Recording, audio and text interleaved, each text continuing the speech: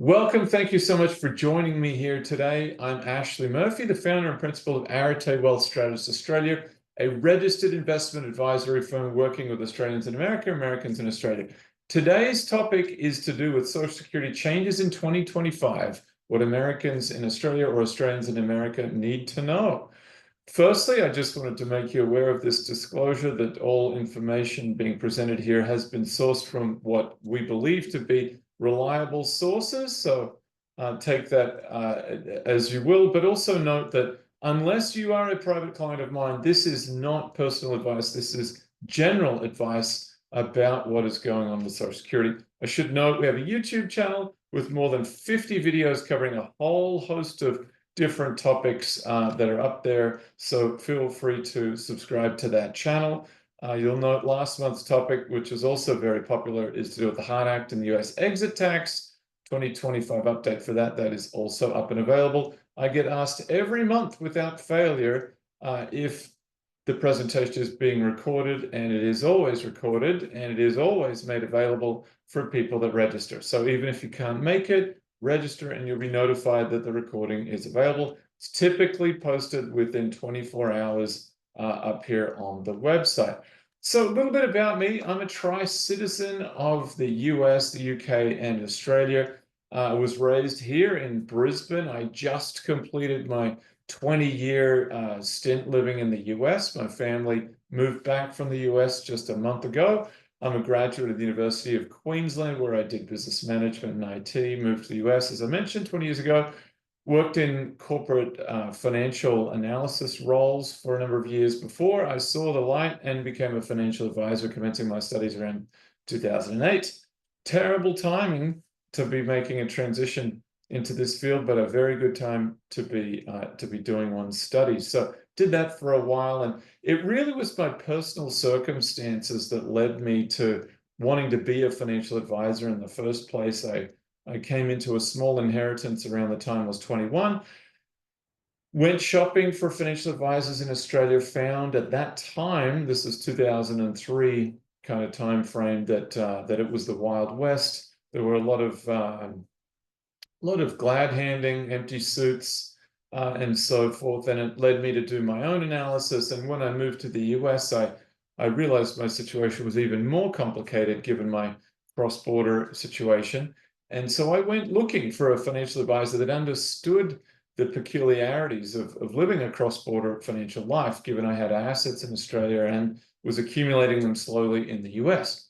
And what I found is that there was nothing. There was absolutely nothing. No meetup groups, no books, no financial planning association chapters that dealt with this, nothing whatsoever. It took me a number of years to realize that, however. So it wasn't until 2020 that I launched the Global Financial Planning Institute with my co-founder, Matt Gorin, and the rest is history. So the kinds of clients we work with, you can see here, Australian business owners living between the US and Australia, high net worth Aussie family currently living in the US, or the Australian executive and family who has permanently relocated to the US. Those are the kind of results that we have obtained given their goals. We work with clients who have investable US assets of more than $1 million US.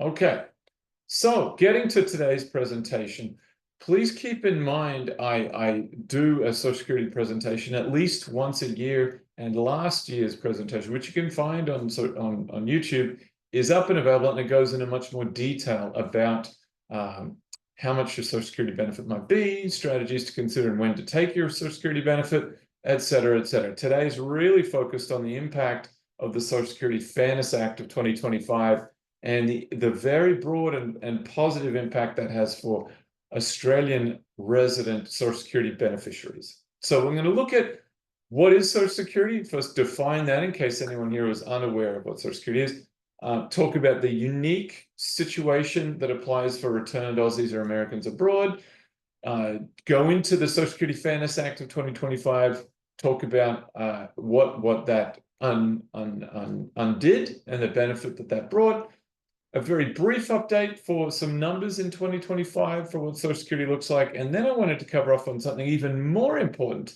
than the Social Security Fairness Act, and that is the residence-based taxation for Americans Abroad Act, which I mentioned for the first time last month. So, and I do invite your questions throughout. That way, I like to encourage active participation, and this is kind of my give back to the community, but also I do ask a small favor of you, and that is if you know of someone whose circumstance you feel matches the kinds of clients that we work with, please don't keep us a secret, and feel free to share our information. Okay, so what is Social Security? Social Security is the term used for the OASDI. If you've ever looked closely on a US pay stub, you can see this deduction for OASDI. It stands for Old Age Survivors and Disability Insurance Program, run by the Social Security Administration in the US and the Office of Earnings and International Operations outside of the US. That's OEIO. Kind of reminds me of that children's song Bingo, BINGO, OIN. Office of International Earnings and Operations. Your Social Security benefit is an income stream paid to you and possibly your spouse from a certain age, from as young as age 60 for divorcees, typically age 62, all the way up to age 70, where you're getting an 8% raise for every year beyond your full retirement age, which currently is age 67 for those born after 1960. Unlike the Australian aged pension, little typo there on aged pension, which is both income and means tested, I always get a kick out of thinking about Warren Buffett hobbling out on his cane to his letterbox to pick up his Social Security check, because Social Security is an earned entitlement, meaning it is neither income nor means tested effectively, but it kind of is in its application, and that we'll see very briefly.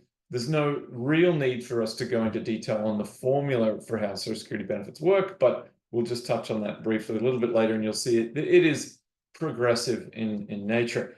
So a few more facts about Social Security. In 2023, an average of almost 67 million Americans per month received a Social Security benefit, totaling around 1.4 trillion in benefits paid during the year.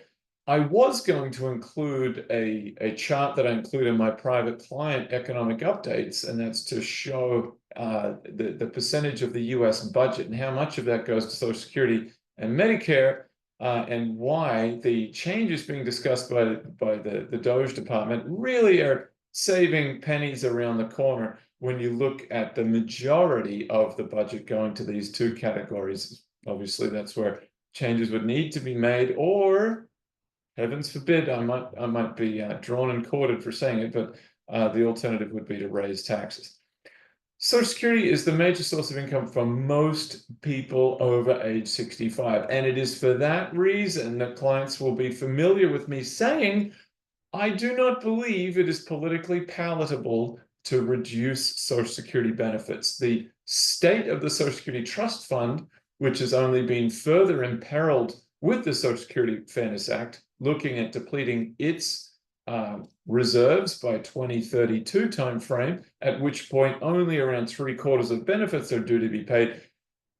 While that is a scary statistic in and of itself, the fact that so many Americans have Social Security as their primary source of income makes me think that that's just untenable, that there'd be riots in the street with pensioners with their pitchforks drawn.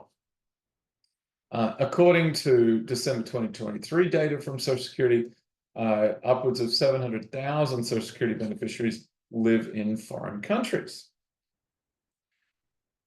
I alluded to these facts just a moment ago, nearly 9 out of 10 people over age 65 were receiving a Social Security benefit as of June 30th, 2023. Among Social Security beneficiaries age 65 or older, more than a third of men and 42% of women receive 50% or more of their income for Social Security. Among Social Security beneficiaries age 65 and older, 12% of men and 50% of women rely on Social Security for more than 90% of their income.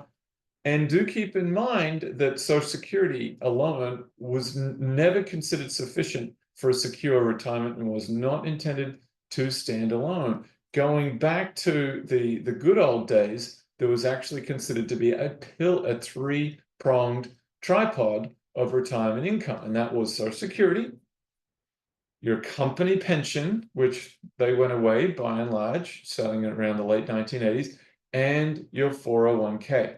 So it was a little bit like your afternoon high tea, if you will. You've got your cup of tea, which is the Social Security. There was the cupcake, which was the pension, and the cherry on top, which was the 401k. Gradually, the cupcake disappeared, just leaving the cherry and the tea, which is not going to be nearly enough to be getting by for a secure retirement. So in speaking with private clients, we're talking about other sources of assets, so typically taxable accounts that would be used to supplement your 401k and Social Security. So when do you begin vesting in Social Security? Well, really, it's as simple as this. You begin vesting in Social Security as soon as you earn more than $1,810 of income in a given quarter. 6.2% of that amount will be paid by you, and 6.2% by your employer, goes off to Social Security. It hits a maximum wage limit of 172. I believe I've got that on the next slide coming up. But you only pay Social Security taxes up to a total wage base of $172,000 in 2025. So above that, the tax actually stops. So we'll look at that number in just a moment. You therefore need to earn $7,240 per year. That's $1,810 per quarter for 10 years to be fully vested in Social Security. However, you may still get a minuscule benefit with as few as 6 quarters of coverage, thanks to the Totalization Agreement that Australia has with the US. What is a Totalization Agreement, I hear you ask? Coming up, we'll talk about that in just a moment. Okay, so Social Security benefits for returned Aussies or Americans abroad. Working outside the US can generally impact your Social Security benefits in 2 main ways. The number of years you pay into Social Security, which may continue if you're abroad, because it's easier for a global employer just to keep you on US payroll, and assuming your facts and circumstances tie you back to the US and make you a primary US tax resident, that may continue to be the case, in which case you just continue paying in as usual. Or in the instance of your foreign worker who bounces around a whole bunch of different countries, never stays anywhere long enough to fully vest in any foreign pension, then this is where the Totalization Agreement came into effect, because it totalizes your benefit from having worked in all these different countries. So you may see a reduction in your US Social Security, but you may be eligible for a pension from another country, or it can have no effect at all. Thankfully for Australia, having been such a loyal ally to the US over the past 120 years or so, we see that Social Security is paid really without limitation to Australian Social Security beneficiaries and their spouses and their spouses and deceased. It would go to their spouses upon their demise, is what I'm trying to say here. Importantly, your legal immigration status does not affect your Social Security entitlement status. This comes up all of the time, and people assume if I give up my green card or I renounce my citizenship, well, there goes my Social Security. Not true. It has zero. They are completely unrelated. It has nothing to do with one another. I've seen it, in fact, where a former client of mine who was married to a US defense contractor who never had any US status whatsoever, she was able to receive her spousal Social Security benefit despite living in Australia and having never lived in the US. So that's one example of where the US legal status doesn't matter. The other example is I've got plenty of clients who receive their Social Security benefit despite having either only ever been in the US on a temporary visa, having renounced their citizenship, or having surrendered their green card. So this is the point that I'm trying to make here. Someone's written a question here in the chat. Leslie writes, can't government decide to change that to save the money? Well, yes, they can. and they might. Under the present administration, we shouldn't rule that out. However, it is worth just looking in the history books to see when this first came about. And Leslie, I'll pick up that question a little bit later because it happened in the early 1980s where they introduced a rule that essentially limited Social Security benefits to anyone that was overseas for more than 6 months at a time. Even if you were a US citizen, you moved to Mexico, well, bad news. Mexico doesn't have a totalization agreement with the US, so your benefits stop after 6 months. That does not apply to US to totalization agreement countries. And what is a totalization agreement? You see it right here, and I've alluded to this earlier. It's a type of international tax treaty that aims to eliminate dual taxation with regards to Social Security taxes. So you might consider, just to hold on, suspend disbelief for a moment. In Australia, you've got your superannuation guarantee contribution. That's your employer contributing 11%. And gosh, 11% is awfully close to the 12.4% combined amount that is going into Social Security in the US. Your 11% going into superannuation is effectively the same thing. It's the social pension, if you will, contribution that is being made by way of employment. So totalization agreement is intended to equalize these contributions depending on if the work was done in a country where there is such an agreement in place. The US has 30 active totalization agreements, mostly in Western Europe, Australia, Japan, South Korea, Brazil, Uruguay, interestingly, don't know why that would be, Chile, and Canada. However, interestingly, not New Zealand, not Indonesia, not Malaysia, really nowhere in Southeast Asia, certainly not China, and certainly not in many countries of the former Soviet Union, with some small exceptions there in the Czech Republic, Slovakia. And I think Hungary, it used to be 31, and I'm not sure. I think Hungary's totalization agreement may have been suspended. Leslie's not happy that, well, yeah, unfortunately, that's, nothing's guaranteed in this world. However, one thing I do know for a fact is that changing Social Security laws is extremely difficult. We will all have some I've never been a lawmaker and hold no aspirations to go into politics. However, I was invited to this Democrats Abroad, not that I am a registered Democrat, my politics are my business, as is yours. But nevertheless, I was invited to join this call, and I made that suggestion, actually. I said, well, couldn't they remedy this with Social Security? And they said, no, because actually special rules apply to Social Security, so it is notoriously difficult to change Social Security rules. Katrina writes, I am an Australian. I've just renounced my USA citizenship. I have a Social Security card. I've not paid into it for 10 years. Should I cancel my Social Security? No, absolutely not. Should you cancel your Social Security card, there'll be no benefit of that, and you may be eligible for a partial contribution. Stay on the webinar, Katrina, because coming up, I'm going to be mentioning how you would check your benefit. In your case, it might be extra complicated if you've got fewer than 10 years, however, because that's when it comes to the totalization agreement to determine how much of a benefit you would get.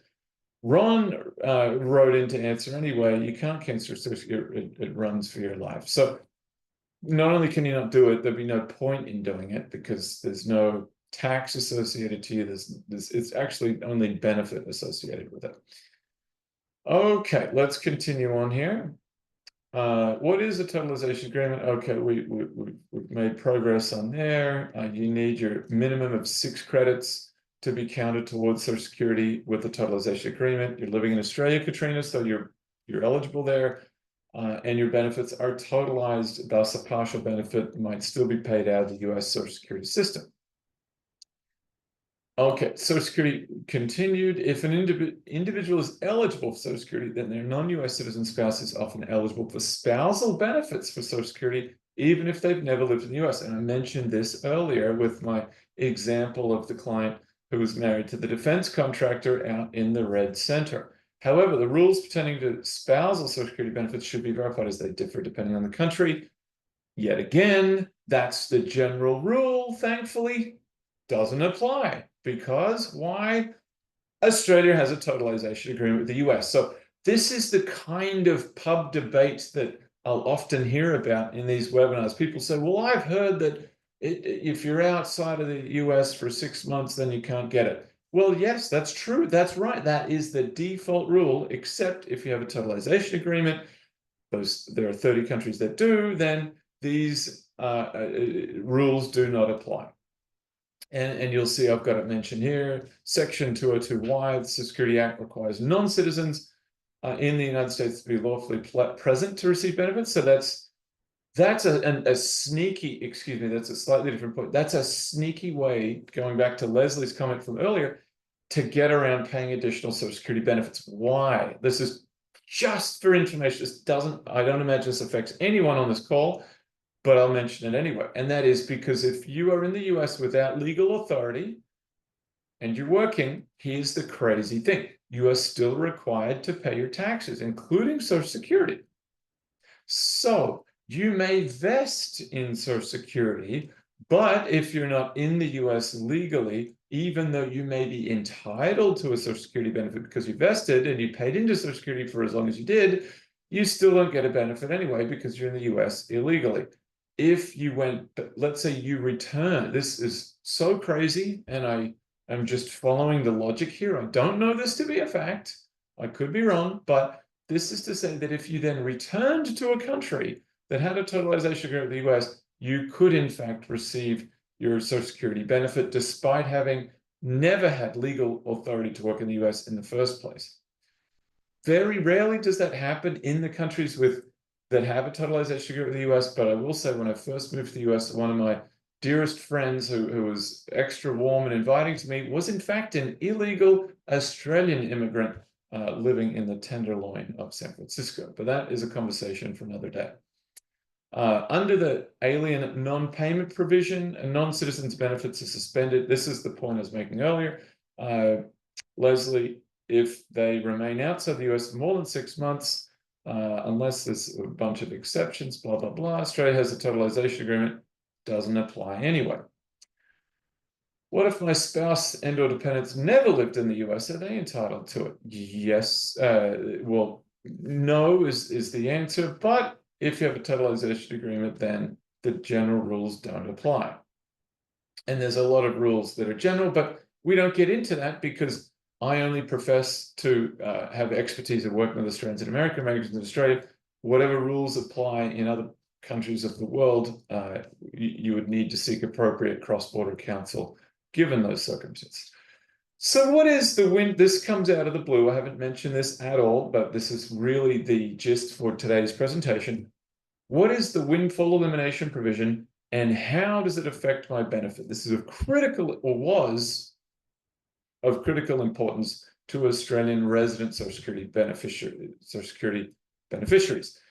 Okay, it was a rule that came about in the late 1970s to stop what Ronald Reagan referred to as pensionaires, these folks double dipping from multiple government pensions. They might vest in a state pension, a railroad pension, a teacher's pension, and Social Security and top up on all of them. So the WEP came in, the Windfall Elimination Provision came in order to levelize across that. However, that wasn't a very sophisticated way of offsetting it. It was full of errors, and it ended up penalizing many first responders and government employees in ways that really were unfair.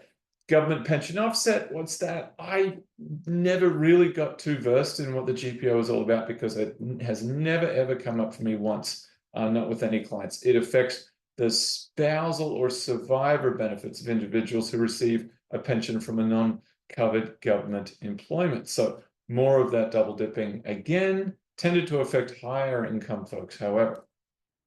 Okay, and very briefly, why do I mention this? This is that bingo acronym here, the Office of Earnings and International Operations. This is the name of the bureaucracy that administers Social Security benefits overseas. The office that Australian residents will be dealing with is based in the Philippines. And they're actually surprisingly effective. I dare not use that word efficient, but they are responsive to questions, at least in my experience. I've heard of plenty of folks on these webinars that have had the opposite experience. So I think as they say, your mileage may vary.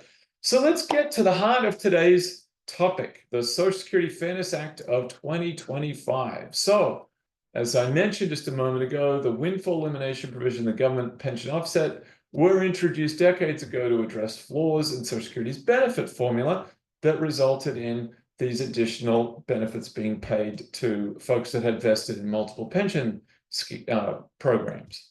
Don't want to say schemes. Schemes has a very different definition in the US than what it does in Australia. So it was difficult for them to actually calculate it fairly. It meant that many public sector workers and first responders were otherwise penalized. So what has the Social Security Fairness Act done? Well, it has repealed the Windfall Elimination Provision. It has eliminated the government pension offset, applies retroactively to January 1st of 2024, some 12 months before the act was enabled. The impact for Australian resident Social Security beneficiaries is big. This was always my de rigueur advice, was when coming up to Social Security age, there was some sophisticated techniques to employ in order to not get hit with the Windfall Elimination Provision. Thankfully, that has gone out the window. We don't need to do that anymore because the web is history. So this will restore full Social Security benefits for those affected by the Windfall Elimination Provision due to having a superannuation account balance. What would they do? Let's just back up a step here. What the Office of Earnings and International Operations would do is they would impute a pension amount from a superannuation account balance and call that a government pension. I thought it was completely unfair. Leslie, to your point earlier, it was unfair. Maybe they came up with it as a way to save money. I suspect that they did. They just took this overarching broad interpretation and they said superannuation, even though it's contributed to by private employers for the most part, certainly government contributes to super as well, they called it a government pension. In any case, this is how it would work. Marion here, she has an Australian superannuation account balance, with 400,000 Australian dollars, 250, not million, that should be K, US dollars. She worked for 10 years in the US with an average earnings around 200,000 US dollars. That put her in the top income bracket in terms of Social Security. Thus, she only had 10 years of earnings because of the skew in the formula towards contributing 90% of the bottom bend in how the formula works. She would be eligible for a Social Security benefit of 2,800 US dollars a month, inflation indexed, for as long as she lived. And what a beautiful thing to be eligible for. However, because of her superannuation balance, the Office of Earnings and International Operations, they said, well, your 250,000 US dollar amount is equivalent to a $1,480 monthly pension from the age of 67. Thus, we're going to reduce your benefit from 2,800 to 1,800. Thank you very much. Well, what a slap in the face. This client or this individual just lost 12,000 US dollars a year, 18,000 Australian dollars. Thank you very much. So not a happy outcome at all. Here, if you're really into this stuff, you can do your own research, of course, but here are the key components of the Windfall Elimination Provision formula. It's based on the average indexed monthly earnings. As I mentioned, there are 3 bend points in this calculation, and this is the way that Social Security becomes a progressive retirement benefit, because for lower income earners, 90% of the first 1,174 of average indexed monthly earnings is added back. It's absolutely positively benefiting lower income earners, given that 90% of the first is contributed back into your Social Security benefit calculation. Only 32% of the next nearly $6,000 is, and only 15% of the amount above $7,078 is contributed. So that's more detail than what you might have cared for. Really, the takeaway here is what I'm showing on this example page here. I do want to mention this is not calculated exactly. The pension amount was. I did actually go to the trouble of looking up the formulas for how much a $250,000 pension would calculate as being, but the benefit reduction is not. I know it's within the ballpark, but it's not a perfect calculation. Mike, he asks, now that the act has been passed, can you go back and recoup the excluded benefits? Up to 12 months, yes, you can. And that's what's mentioned here, retroactive payments for the entire year of 2024. So be on the lookout for a check. Lump sum distributions to cover the difference between reduced and full benefits, only going back to the beginning of 2024. Otherwise, the Social Security Trust Fund would be bankrupt even sooner than it will be. So long-term effects, it certainly corrects a long-standing inequity for expatriates and dual citizens, or any Social Security beneficiary for that matter. It may impact the trust. Well, it does. It actually, from what I've read, it's only going to reduce it by a year in terms of its insolvency. That's not good, but as I've mentioned at other times, there are many ways that the U.S. administration and Congress may take to remedy that shortfall. But it's not something I'm worried about. Maybe it's easy for me not to worry about because I'm decades away from receiving my Social Security benefit. I know a number of clients are very concerned about it, and I completely understand that point of view. But I just think the political risk of trying to tinker with something that's so critical for so many tens of millions of people in a voluntary voting country would be playing with fire. So considerations for Social Security recipients, potential tax implications for these lump sum payments.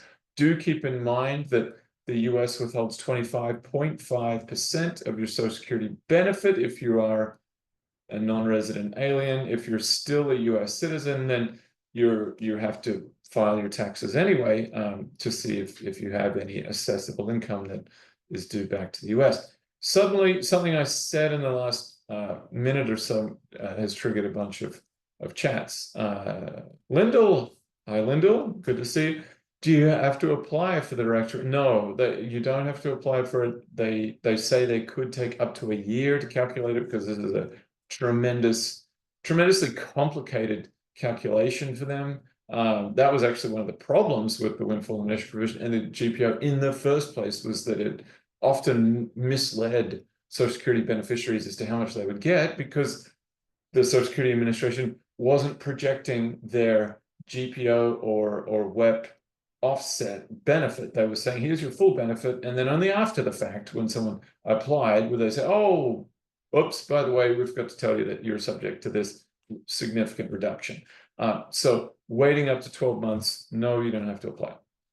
Jenny writes, the example you showed about Marianne, that no longer applies since the Fairness Act. Exactly correct. And that, Jenny, that is the takeaway from today's presentation, is that what used to apply no longer applies. Your superannuation account balance used to be considered a foreign government pension, thus reducing your Social Security benefit. Now it is not. Ron Larson, if you're already collecting retirement benefits, it will be automatic, but it will take them a while. Thank you, Ron. This is like you're channeling me. If you never bothered to apply because what made it worthless, then you should apply. Good point. Excellent point. Is there a benefit to being a citizen versus a legal permanent resident? Wow, what a great question for an immigration attorney. Really the only answer I can give that I've seen there is, there's two actually. One is you can vote, and that's important for what's coming up next. And two, you're able to gift to your spouse an unlimited amount. That's known as the unlimited spousal gifting between US citizens, not the case between permanent resident and a citizen spouse. You're welcome, Jenny. All right, let's go back to what we're talking about here. What does it not do? It doesn't change the US taxation treatment of superannuation accounts. So it simply does not include your super balance in the calculation of your Social Security benefit. If you are, however, still a US legal permanent resident, aka green card holder, or citizen living overseas, you are still and always, until the successful passing of the act that I'm about to mention, a US tax resident, and thus you must always file your US taxes. When the IRS takes a look at a superannuation account, they say there is no reference in the US Internal Revenue Code to this thing called superannuation. We don't know what to make of it. When we run through, and I've done webinars on this, so please go back and look at it. I'll do another one this year on this very topic. But when the IRS looks at a superannuation account, they deem it to be one of two things. It's either an employee benefits trust or it's a foreign grantor trust. The tax treatment is different depending on how that determination is made. Mike writes, how does the SSA pick up your super balance for the calculation? Why, Mike? When applying from Australia for your superannuation benefit through the Office of International Earnings and Operations, they ask, hey, Mike, what's the balance of your superannuation account?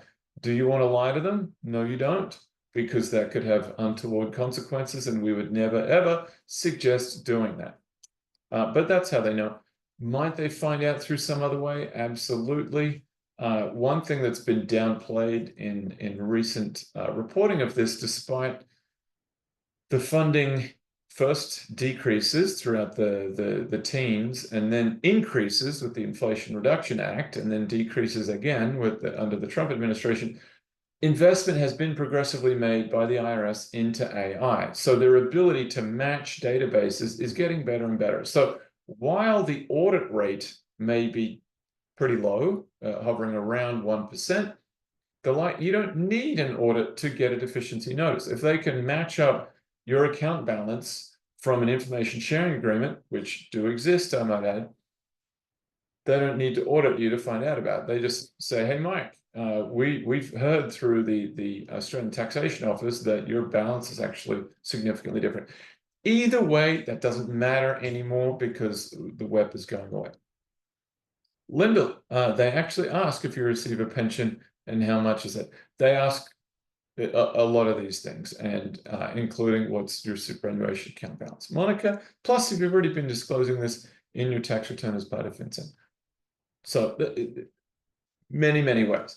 Okay, 2025 update on Social Security. So as I mentioned earlier, 6.2% of your wages plus your employer contributions, is known as payroll taxes, is contributed to Social Security. So the way that Social Security works is fundamentally different to the way superannuation works. You could think of Social Security as being like this vast lake. And in that lake, there's millions of people. I think we saw 67 million beneficiaries that are sitting there with their straws drinking from the lake. At the same time, we've got people who are running pumps and distributing money into the lake. And so the lake represents a Social Security trust fund. It's largely supported by current workers and earnings from this trust fund. As we've seen, by 2032, that trust fund is going to be depleted, at which point only 3/4 of benefits at present contribution rates will be made. However, 3/4 is not 0%. It's not as if it's going bankrupt altogether and all earnings going into that stop. They're just saying the dependency ratio is such that the current Social Security amounts going into the trust fund will only meet 3/4 of the benefit amount. Okay. The wage base 176,100. We can actually do some back of the napkin math here to figure out sorry about that. I don't know, my calculator did that. If we took 12.4% of $176,000, it's approximately $20,000. So that's to say that someone making at the top of the wage base is actually contributing what would otherwise be close to the average benefit that someone else is the recipient of. Okay, the full retirement age for Social Security is presently, for those born after 1960, as we see right here, is age 67. And look at this gentleman, he's very happy to be receiving his first Social Security check. Everyone who is qualified to receive Social Security benefits can begin taking it as early as age 62, as early as 60 for divorcees or widowers, or up to age 70. There is no benefit whatsoever to waiting beyond age 70. I mentioned earlier, this is where you would go to find out your Social Security benefit. So you come here to create my Social Security, and essentially you complete this. You have to create an ID.me or login.gov account, and then you can log in. You'll see what your benefit actually is. It's a bit of a hassle. You have to use a virtual notary to do this outside of the US, but that's the way in which it's done. Okay, Mike and Monica. Interestingly, I'm collecting Social Security, as is my wife, but I don't recall Manila asking when I applied. Okay.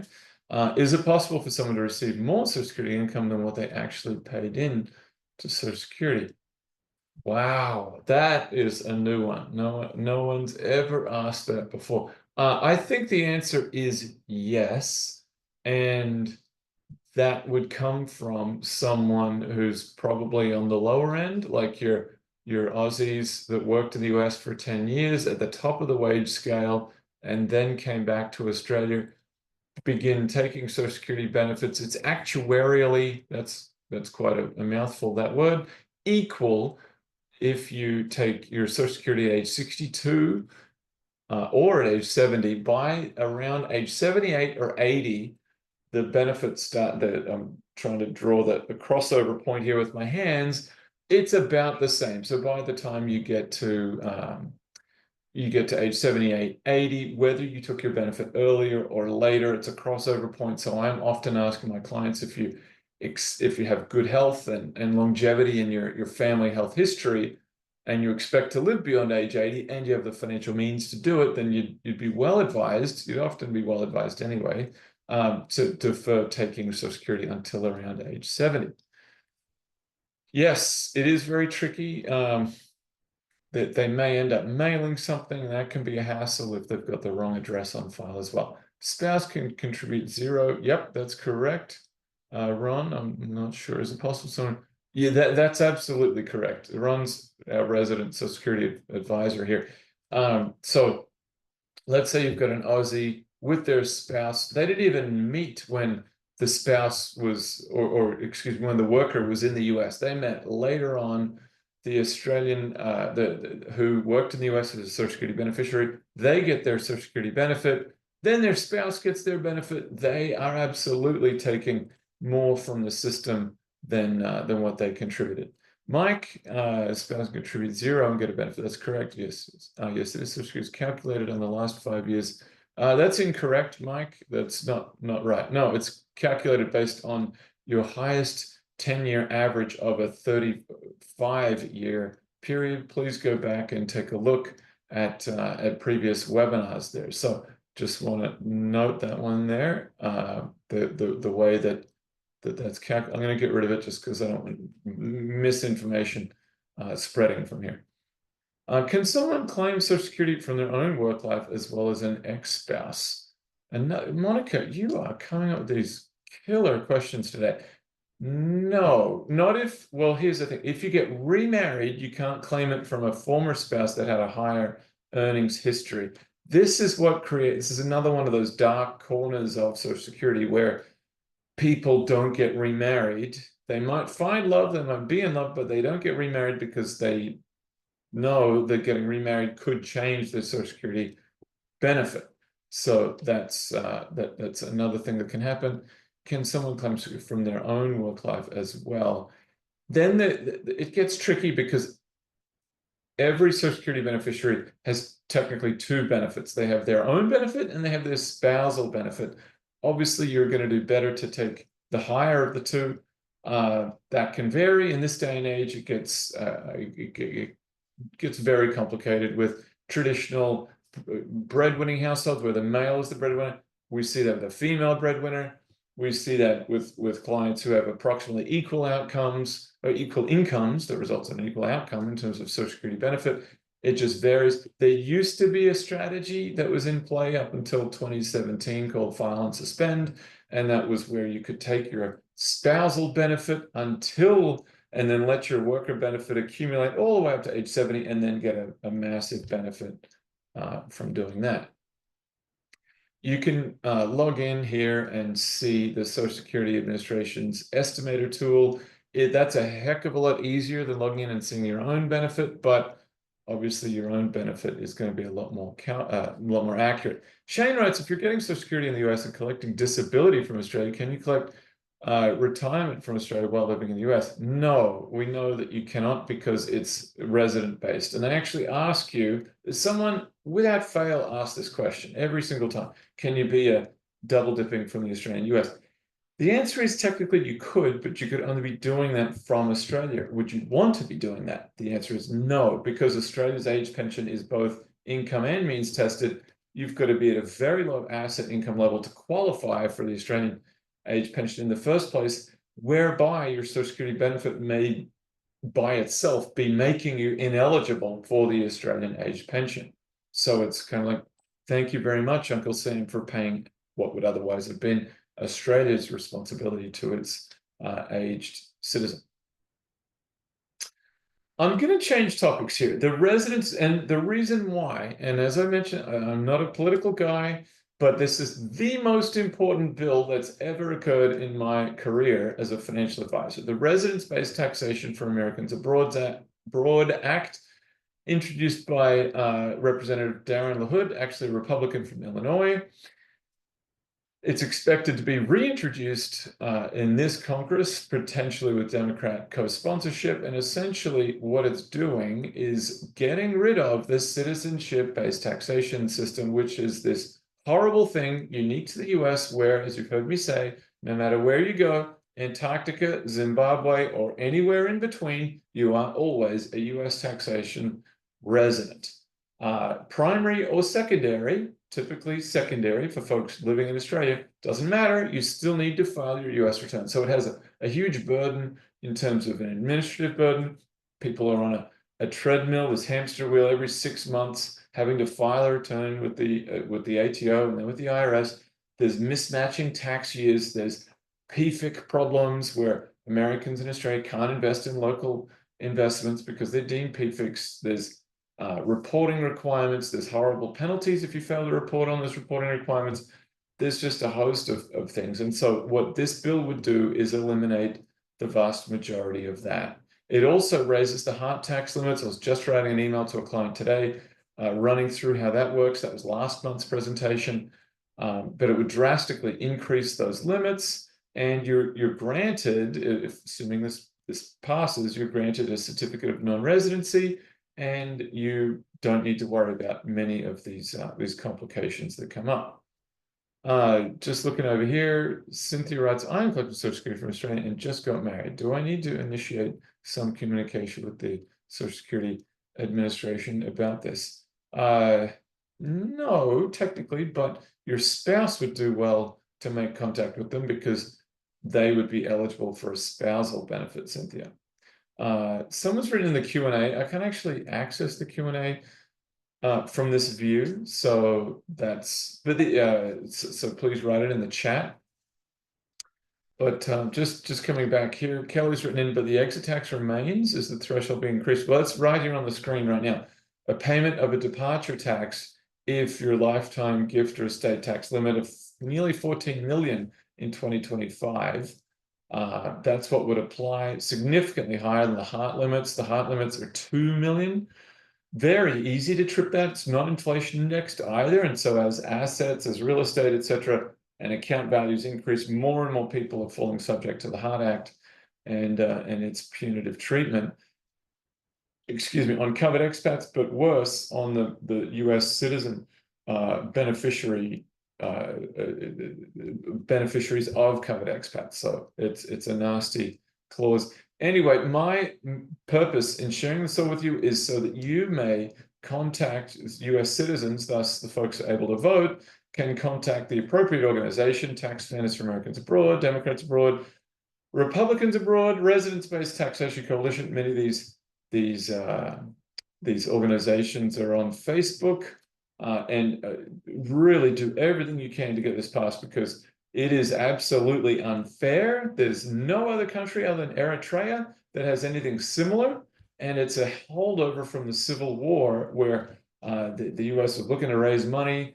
They saw that folks were taken off with their slaves to the Caribbean islands, and they didn't want those people coming back having, or maybe I'm messing that story up a little bit there, but they did not want people to flee and benefit from the outcome of the Civil War. And that's where it came from. So it's quite an antiquated tax system in the first place. Hard Act applies US. Not Monica, go look at last month's webinar. You'll have all of your answers question there. All of your questions answered there, excuse me. Mark, who would need to certify the past 5 years? Anyone expatriating? Again, please go see last month's webinar. Andy, good to see you. I hope you're well. If you want to understand many of the complexities of Social Security's eligibility, recommend Ed Weirs. Okay, thank you. That's a good referral right there. Social Security is surprisingly complicated. I mean, it's per individual. Everyone's situation is slightly different, but that's a good recommendation right there. So, no, I don't know about North Korea. Monica, I couldn't speak to that. Leslie writes, it would be great if you could also provide appropriate wording to send to those places. You know, I might be able to. I think that is included in what they shared with me. Michael writes, how is Australia-based defined benefit pension treated under the Fairness Act? Is it still a WEP type penalty? Oh, wow. Well, Michael, to your question, we need to be careful here. Australia defines which is, it boggles my mind how this could be, but Australia defines a defined benefit pension differently to how the US does. A defined benefit pension in Australia can be one of two things. It can either be a terminal account balance, where your account is guaranteed to be worth a certain value at the end, and then you can take that cash and run with it, or it has the US meaning, where it's a defined benefit, meaning it's an income stream paid to you for the remainder of your life. How is the Australian-based defined benefit pension treated under the Fairness? If WEP is repealed, I'm just running with the logic of this. If WEP is repealed, then it doesn't matter anymore. So that's the simple answer there. Please join us next month. This is a far more focused topic, cross-border planning considerations for high growth business owners. I've been working with this particular target clientele now for the past decade. They've got a number of very specific issues that come up to do with, I was just mentioning this to a long-term client who's here on the call today, qualified small business stock limits, QBI limits on assuming the 2017 Tax Cuts and Jobs Act is extended, which it almost certainly will be in the current administration. There's estate planning considerations. There's a bunch of different things that come up. So let me just look here at the questions. Firstly, my eyes are drawn to Astrid. Thank you, Astrid. Appreciate it. Michael, going back up there, how is an Australian-based defined? Oh, I already answered that. Elva writes, I am Australian. Okay, I've lived in the US and do not have 10 years of contributions. I do have a superannuation account. I make personal contributions, not employer contributions. Can I take my super as a pension or a lump sum? Wow, that is very specific, Elva. You know, that's bordering on the general advice that I'm able to offer in today's webinar. So unfortunately, I won't be able to address that particular one. But any other questions here? Katrina writes in, if your husband in the US and living, if your husband is in the US and living in Australia and collecting Social Security in the US and he dies, is it extinguished? No, it is not. No, it's not. You would get his worker benefit. That's what happens when the spouse gets 50% of the worker benefit until the worker dies, and then the spousal benefit disappears, and then they get just the worker benefit from that point. Nancy, right? This session was fabulously informative. Thank you yet again. I'm off to Sydney this week to see the family and figure out moving. Hey, good for you, Nancy. That's exciting to hear. Thank you so much, Katrina. You're welcome. Margie writes, great presentation. Thank you. Joe writes, thanks, great presentation. The next webinar is super relevant, so we'll be joining that too. Fantastic. Shane writes, thank you. Also, Elizabeth.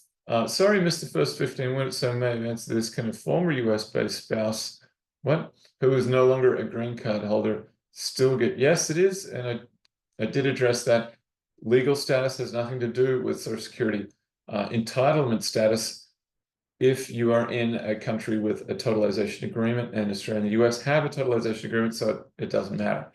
Can I make an appointment to talk with the Elbit? Yes, you may. That was the going back a step here. Let's come here to Arete, well, you see it right here, -WA, click on Get Started, and you're welcome to make an appointment there. Andrew, good to see you. Look forward to speaking with you later this week. Cameron, do you provide tax and financial planning? As one of us says, no, we don't, or only for clients that have assets under management? Only for clients with assets under management. Patricia, hope you're well. Been thinking of you. Thanks. Great. Mark, good to see you're happy. Katrina, thank you. All right, I think that's just thank yous, and then maybe someone did write into that Q&A. David Shapiro, hey David, good to see you. I hope you're doing well. You generally recommend waiting versus taking Social Security early, given that Social Security will reduce payouts in the future as they are going bankrupt. Should you take it earlier rather than later? No, because that's implying should take it. No, because they're taking away that's a whole different change that we need to make. So the benefit formula, which operates between age 62 and age 70, where you get a discount on your benefit if you're taking it before your full retirement age, and you're getting a bonus if you defer from your full retirement age 67 all the way up to age 70. That's changing that. Might it change? Anything can happen in the future. Might they reduce benefits for higher income earners? Possibly. That's one thing that could happen. But I think it's a leap in logic to say, because of waiting and the bank and the imperiled state of the Social Security Trust Fund, I'm going to take it earlier. I don't see that that's necessarily a viable strategy, but the future is unknowable. And individuals will do what they do. Anyhow, everyone, thank you so much for joining me here today. Have a wonderful rest of your day. I greatly appreciate your attendance, and thank you. Bye.